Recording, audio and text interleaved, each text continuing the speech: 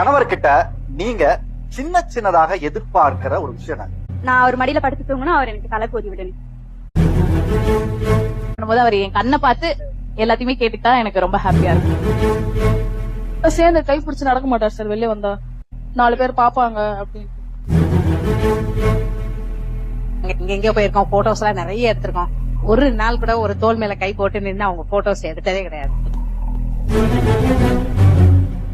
கிச்சன்ல இருக்கப்ப என் கூட வந்து பேசிக்கிட்டு நின்னுட்டு சமைக்கணும். அந்த மாதிரி தான் சார் ட்ரீட் பண்ணுவாரு. நீ அழுதுட்டா நீ என்ன கொஞ்ச நேரத்துல சரியா போயிடுவ. நான் உன்னை ஏன் சமாதானப்படுத்தின சொன்ன அழும் போது வந்து எனக்கு வந்து கணதோட பெருசா எதிர்பார்க்கறது என்னன்னா உங்களால செய்ய முடியாதது இல்ல. அவங்களுடைய இந்த சின்ன சின்ன எதிர்பார்ப்புகளை பூர்த்தி பண்ணீங்கனாலே உங்க திருமண வாழ்க்கை அது ஒரு லவ்வா மாறிடும்.